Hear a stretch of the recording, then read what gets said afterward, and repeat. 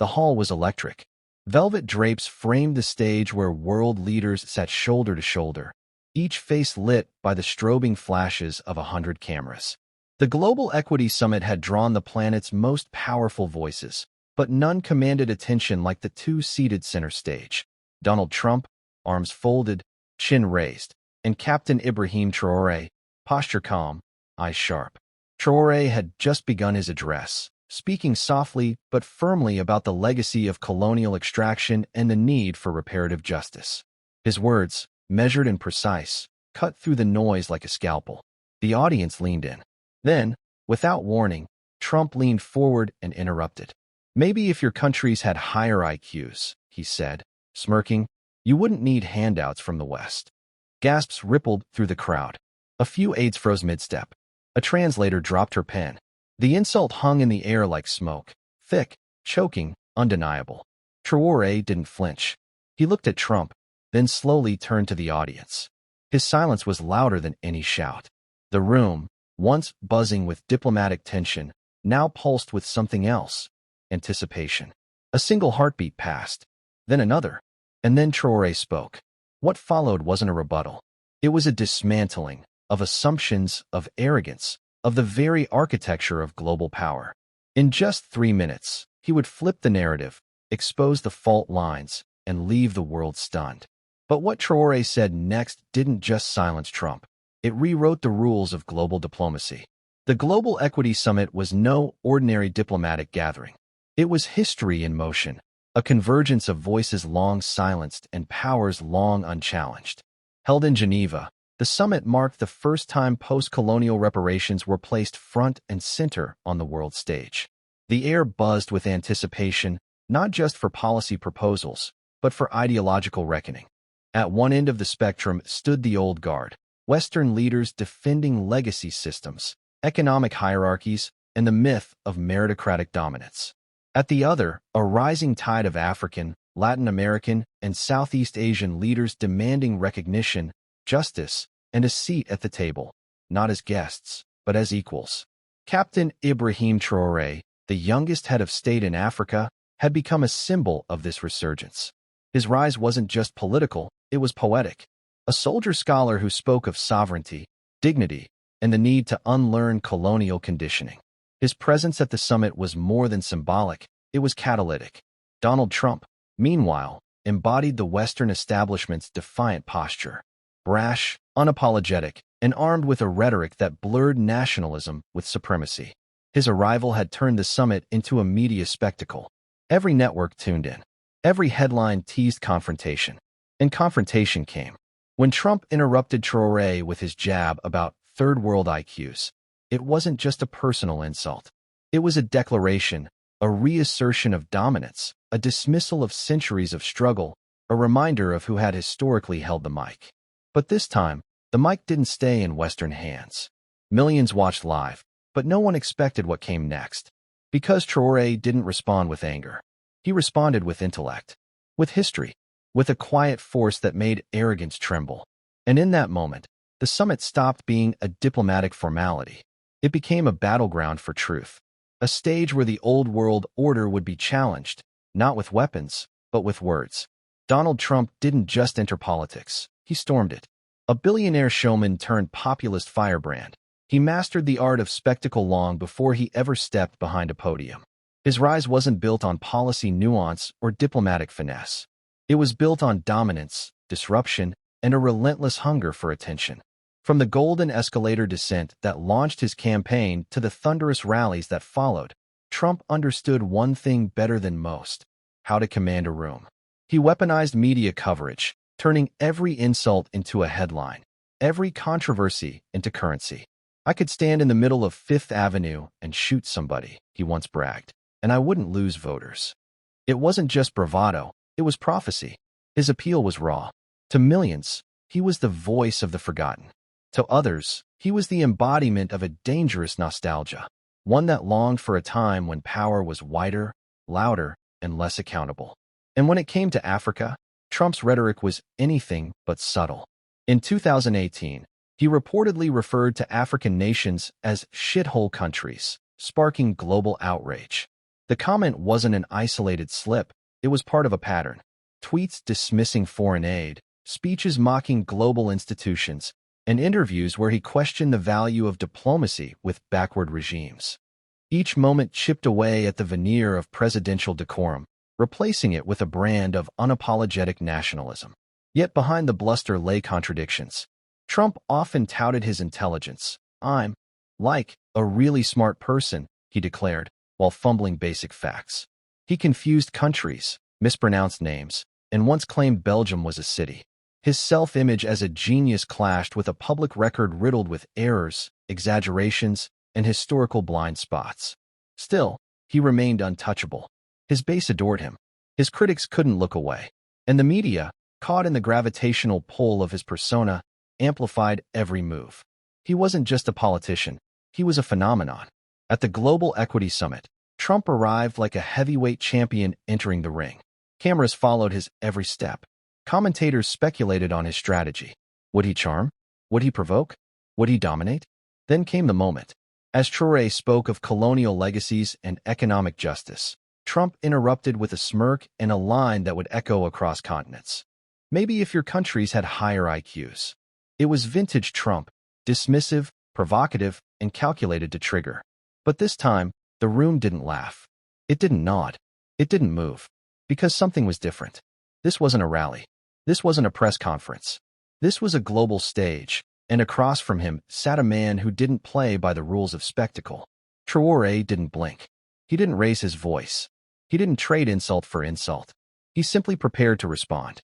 And in that moment, Trump's armor, built from years of media mastery and rhetorical bravado, began to crack. He thought he was untouchable until Traoré stepped up.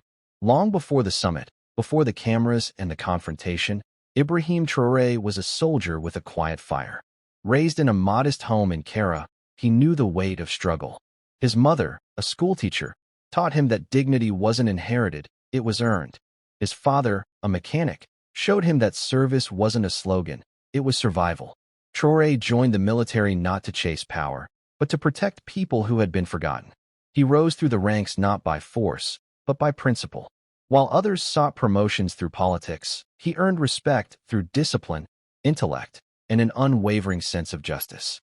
His peers called him Le Mur, the wall, not because he was immovable, but because he stood between corruption and the people. When Burkina Faso trembled under instability, Traoré didn't seize power with bravado. He stepped forward with clarity. His rise was swift, but not reckless.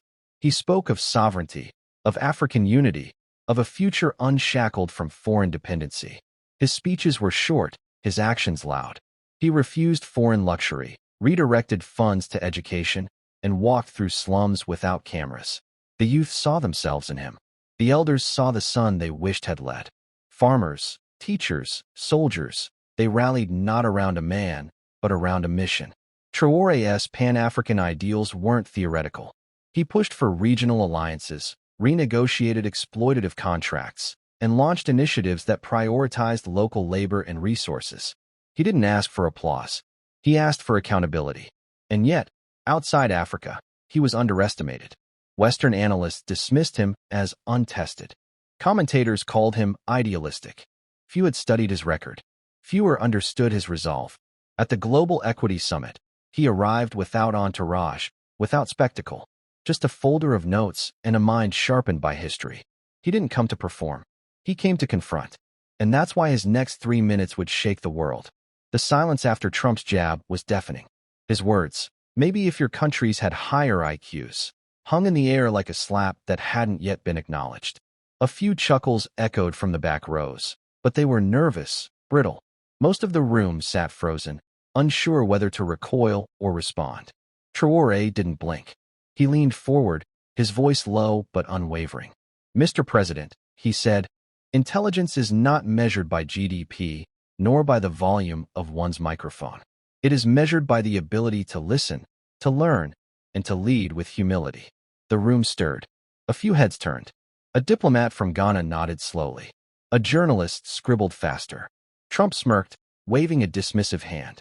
"Save the lecture. You want handouts, not history lessons." Traoré didn't flinch. Burkina Faso does not ask for handouts. We ask for accountability, for the gold mined from our soil that never reaches our schools, for the contracts signed in boardrooms we're barred from entering. Trump's jaw tightened. You should be grateful. Without Western investment, you'd still be living in huts. Gasps. Audible now. A woman from Kenya covered her mouth. A delegate from Brazil whispered, "He didn't just say that." Traoré paused. He looked around the room, letting the moment settle like dust. Then he spoke again. Gratitude is earned, not demanded, and history will not remember who shouted the loudest, but who stood the longest. Trump shifted in his seat. His usual bravado flickered. The crowd was no longer with him. The energy had shifted. Traoré continued, each word deliberate. We are not here to beg. We are here to remind the world that dignity is not a Western export. It is a birthright. The murmurs grew louder. A ripple of applause began in the African bloc. Cameras zoomed in. Social feeds lit up. Trump leaned back, arms crossed, eyes narrowing. But Traoré hadn't even begun his takedown. Traoré stood still, hands clasped loosely in front of him, eyes scanning the room. The tension was electric. Trump had leaned back in his chair, arms folded, lips pursed in a smug half-smile, the kind that dared a response. But Traoré didn't rush. He let the silence stretch, let the weight of the moment settle like dust on polished marble. Then, with the calm of a surgeon preparing for a delicate incision, he began. Let us speak plainly, Traoré said, his voice smooth, deliberate. You speak of intelligence, Mr. President, of civilization, of gratitude. But history, real history, tells a different story. He paused. A few pens stopped scribbling. The audience leaned in. Let us remember, he continued, that when Timbuktu was home to one of the world's oldest universities, Europe was still debating whether bathing was healthy. When the Kingdom of Mali mapped trade routes across the Sahara, your ancestors were still learning to navigate the English Channel. Trump's smile faltered. And when the wealth of Africa was extracted, not traded, not earned, but stolen, it was not for lack of intelligence. It was for lack of guns. A murmur rippled through the crowd. A few gasps. A camera clicked. Traoré's tone sharpened, but never lost its composure. You speak of Western investment. But let us examine the ledger. For every dollar given in aid, 10 are taken in interest, in resource extraction, in unfair trade terms. You call it generosity. We call it arithmetic. Trump shifted in his seat. You mock our economies, Traoré said. But who built yours? Who laid the railroads, picked the cotton, mined the gold? Who paid the price for your prosperity? He turned slightly, addressing the room now, not just the man across from him. Colonialism was not a partnership. It was a pillage, and its legacy is not buried in the past. It lives in the contracts signed today, in the debt traps disguised as development, in the corporations that pay less tax than the street vendors in Ouagadougou. A low hum of agreement began to build. Delegates nodded. A few whispered to each other. Trump's fingers tapped the table. Traoré's voice dropped, almost conspiratorial. You say we should be grateful. But gratitude is not owed to thieves who return a fraction of what they stole. Trump opened his mouth, but Traoré raised a hand, not rudely, but firmly. Let me finish. The room quieted again. You speak of logic, Traoré said, so let us apply it. If intelligence is measured by wealth, then explain the trillion-dollar deficits. If civilization is measured by military might, then explain the endless wars. If leadership is measured by volume, then explain the silence when justice calls. Trump's face reddened. He leaned forward, but Traoré didn't flinch. We do not come here to beg, he said. We come to remind. To remind the world that Africa is not a continent of need. It is a continent of potential. That our people are not problems to be solved. They are partners to be respected. The applause began softly. A few claps. Then more. Then louder. Traoré raised his voice slightly, not to shout, but to command attention. We are not your charity case. We are your mirror. And if you do not like what you see, perhaps it is time to change. Trump looked stunned. His bravado had drained. He glanced around the room, searching for support, but found only silence. Traoré stepped back, letting his final words hang in the air. When he finished, the journalist would later write, the room didn't applaud. It erupted. It took less than an hour for the clip to go viral. Traoré's calm dismantling of Trump's rhetoric, precise, unflinching, devastating, ricocheted across the internet like a thunderclap. The hashtag TraoréIQ surged to the top of global trends, first in Africa, then Europe, and finally, the United States. Within 12 hours, it had been tweeted over 4 million times. Reaction videos flooded YouTube. Influencers paused their usual content to dissect Traoré's performance frame by frame, highlighting his rhetorical finesse, and the moment Trump's smirk faded into a scowl. One creator dubbed it the intellectual knockout of the decade. Another simply titled their video, "This is how you end a bully." Memes exploded across platforms. One showed Traoré calmly sipping tea while Trump's face melted like a wax figure. Another superimposed Traoré's face onto a chessboard, captioned, "Checkmate in 3 moves." TikTok users remixed the speech with dramatic music, cinematic filters, and even anime-style edits.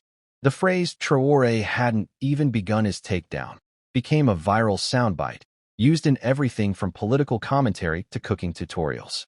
Celebrities chimed in. Trevor Noah tweeted, "Traoré just gave a masterclass in diplomacy and dignity." Viola Davis posted a clip with the caption, "This is what grace under fire looks like." Even Elon Musk weighed in, cryptically tweeting, "IQ isn't volume. It's velocity." #TraoréIQ. News outlets scrambled to cover the moment. CNN called it the most humiliating 3 minutes in political history. The BBC described it as a rhetorical scalpel slicing through decades of condescension. Al Jazeera ran a special segment titled "The Rise of Traoré, Africa's New Voice." But the real impact wasn't online, it was geopolitical. In the hours following the debate, African leaders began issuing coordinated statements. The African Union released a declaration reaffirming its commitment to economic sovereignty and demanding fairer trade terms. Burkina Faso's stock market saw a modest surge, driven by renewed investor confidence. Several European nations quietly reached out to Traoré's office, requesting bilateral talks. In Washington, the mood was less celebratory. The State Department scrambled to contain diplomatic fallout. Internal memos leaked, revealing concern over a shifting narrative and loss of moral authority. Meanwhile, youth movements across the global south adopted Traoré's speech as a rallying cry, printing his quotes on posters, T-shirts, and protest banners. And in boardrooms from Johannesburg to Jakarta, a new question was being asked. What if the future of global leadership doesn't speak with an American accent? The tremors had only just begun. The summit hall, once charged with tension, now pulsed with something deeper, reflection. Traoré's words had landed not like punches, but like truths long buried, unearthed with surgical grace. The applause had faded, but the silence that followed was louder than any ovation. It was the silence of reckoning. Commentators scrambled to reframe the moment. Analysts who had dismissed Traoré as untested now called him the most composed statesman on the global stage. But beyond the headlines, something more profound was unfolding, a shift in narrative, a recalibration of what leadership looked like. Because Traoré hadn't just won a debate, he had redefined the terms. In a world addicted to volume, he had chosen precision. In a room built for spectacle, he had delivered substance. And in the face of arrogance, he had stood with dignity, not as a reaction, but as a principle. His final quote echoed across continents. Truth doesn't need volume, it needs courage. It was more than a mic drop. It was a manifesto.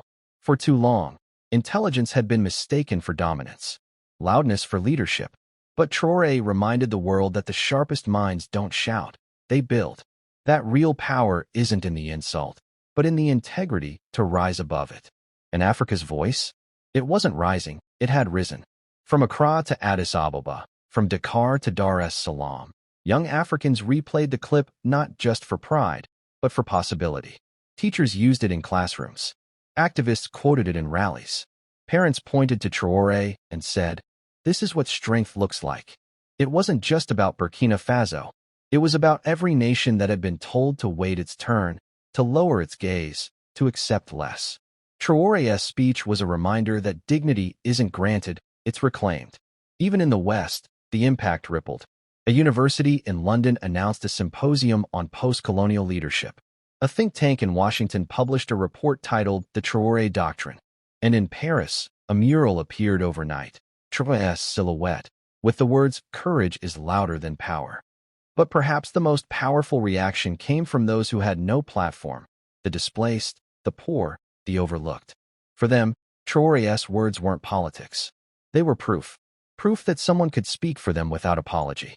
That someone could stand in the lion's den and not flinch.